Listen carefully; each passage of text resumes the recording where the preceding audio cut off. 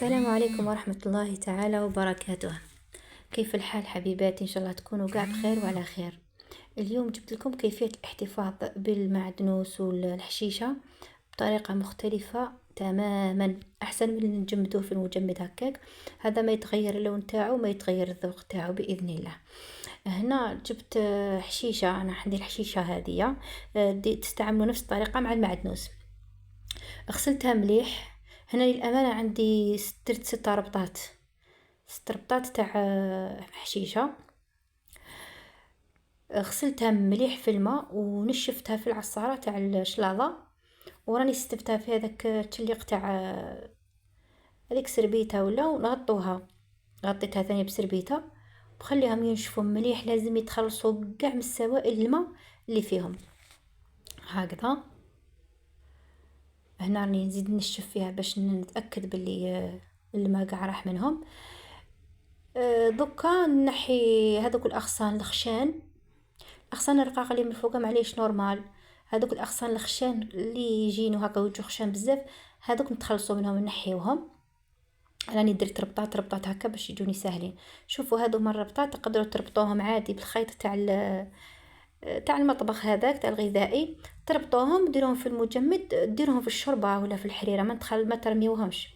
وهذه راح نقطعوها هكا بهذا الشكل، نقطعوهم عادي. شوفوا هنا شوف كيفاش راهي ناشفه كومبلي الحشيشه تاعي. نديرها دوكا. شوفوا انا عندي 6 ربطات، نحتاج واحد الكاس ونص تاع زيت. ما تقولوليش الزيت بزاف، لا خاطرش كي تكونوا راح تطيبوا راح تدوا مغرفه واحده تاع حشيشه، يتسمى كميه قليله اللي راح تديروها اللي تنحوها. هنا ندير هذاك الكاس باش يمشي لي بك الروبو، ندير من تحت شويه زيت ونبدا نزيد الحشيشه غير بالعقل. شوفوا هنا راني زدت شويه باش يمشي لي الروبو تاعي برك. تحصلوا واحد الكريمه ما شاء الله. كاين بزاف اللي عجبتهم، اللي نعرفهم هكا وريتها لهم عجبتهم هكذا. شوفوا تبداو تخلطوا. انا درت كاس ونص في 6 ربطات، نورمالمون 6 ربطات وزياده.